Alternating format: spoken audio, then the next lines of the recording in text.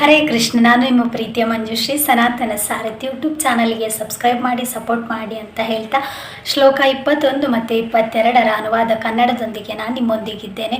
ಯಾರೆಲ್ಲ ಸಬ್ಸ್ಕ್ರೈಬ್ ಮಾಡಿಲ್ಲ ದಯವಿಟ್ಟು ಸಬ್ಸ್ಕ್ರೈಬ್ ಮಾಡ್ಕೊಳ್ಳಿ. ನಿಮ್ಮ ಸಪೋರ್ಟ್ ನನಗೆ ತುಂಬ ಇಂಪಾರ್ಟೆಂಟ್ ಆಗಿರ್ತದೆ.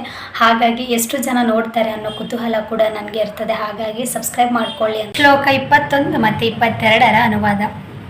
ಅರ್ಜುನ ಹೇಳಿದ, ಹೇ ಅಚ್ಯುತ, ಯುದ್ಧ ಮಾಡಲು ಸನ್ನದ್ಧರಾಗಿರುವ ಇವರನ್ನು ಮತ್ತು ಈ ಘೋರ ಶಸ್ತ್ರ ಸ್ಪರ್ಧೆಯಲ್ಲಿ ನಾನು ಯಾರೊಡನೆ ಹೋರಾಡಬೇಕು ಅವರನ್ನು ನೋಡಲು ಸಾಧ್ಯವಾಗುವಂತೆ ಈ ಎರಡು ಸೈನ್ಯಗಳ ಮಧ್ಯೆ ನನ್ನ ರಥವನ್ನು ನಿಲ್ಲಿಸು.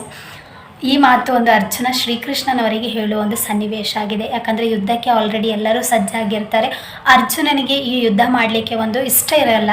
ಅರ್ಜುನ ಒಬ್ಬ ನುರಿತ ಯೋಧನಾಗಿದ್ದನು ಮತ್ತು ಅತ್ಯಂತ ಶಕ್ತಿಶಾಲಿಯಾದ ಹನುಮಂತನು ಅವನ ರಥದಲ್ಲಿ ಕುಳಿತಿರ್ತಾರೆ.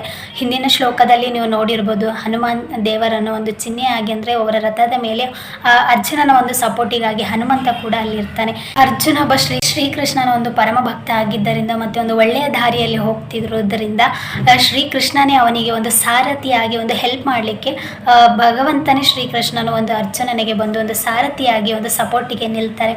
ಹಾಗಾಗಿ ಶ್ರೀಕೃಷ್ಣ ಒಂದು ಏನು ಹೇಳ್ತಾರೆ ಅಂದರೆ, ನನ್ನ ಭಕ್ತರಿಗೆ ನಾನು ಒಂದು ಸಾರಥಿ ಆಗ್ತೇನೆ, ಒಂದು ಗುಲಾಮನಾಗ್ತೇನೆ. ನಾನು ಸ್ವತಂತ್ರವಾಗಿ ನಾನು ಒಂದು ಪರಮ ದೇವರಾಗಿದ್ದರೂ ಕೂಡ ನನ್ನ ಒಂದು ಭಕ್ತರಿಗೆ ನಾನು ಒಂದು ಗುಲಾಮನಾಗುತ್ತೇನೆ ಅನ್ನೋದು ಶ್ರೀಕೃಷ್ಣನ ಒಂದು ಸ್ವಚ್ಛ ಮನಸ್ಸು ಕೂಡ ಇಲ್ಲಿ ನಾವು ನೋಡ್ಬೋದು.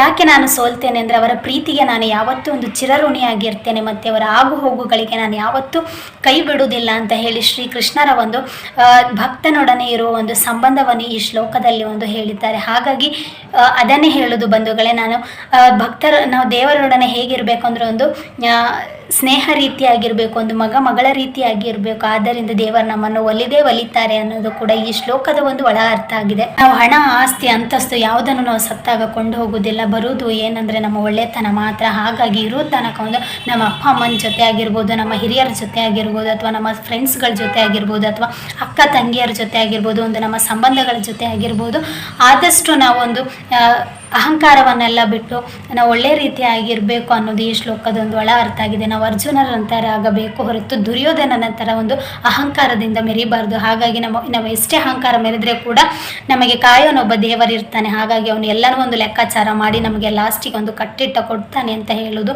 ಈ ಶ್ಲೋಕದ ಒಂದು ಒಳ ಅರ್ಥ ಆಗಿದೆ. ಹಾಗಾಗಿ ನಾವು ಒಂದು ಅರ್ಜುನನ ಮಾರ್ಗದಲ್ಲಿ ಹೋಗುವ.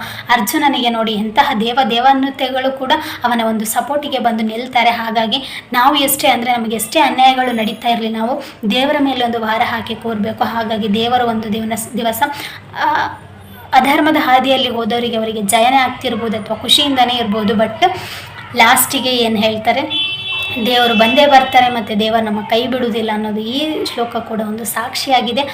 ಹಾಗಾಗಿ ನಾವು ಅರ್ಜುನರ ಒಂದು ಮಾರ್ಗದಲ್ಲಿ ಹೋಗುವ, ನಮಗೆ ಒಳ್ಳೆಯದೇ ಆಗ್ತದೆ ಅನ್ನೋದು ಕೂಡ ಒಂದು ಪಾಸಿಟಿವ್ ಥಿಂಕ್ ಕೂಡ ಮಾಡ್ತಾ ಈ ಶ್ಲೋಕವನ್ನು ಇಲ್ಲಿಗೆ ವಿರಾಮಗೊಳಿಸುತ್ತೇನೆ. ಜೈ ಶ್ರೀರಾಮ್. ನೆಕ್ಸ್ಟ್ 23 ಮತ್ತು 24ರ ವಿವರಣೆಯೊಂದಿಗೆ ಸಿಗ್ತೇನೆ. ನಾನು ನಿಮ್ಮ ಪ್ರೀತಿಯ ಮಂಜುಶ್ರೀ. ಸನಾತನ ಸಾರಥಿ ಯೂಟ್ಯೂಬ್ ಚಾನಲ್ಗೆ ಸಬ್ಸ್ಕ್ರೈಬ್ ಮಾಡಿ ಸಪೋರ್ಟ್ ಮಾಡಿ. ನಿಮ್ಮ ಸಪೋರ್ಟ್ ನನಗೆ ತುಂಬ ಇಂಪಾರ್ಟೆಂಟ್.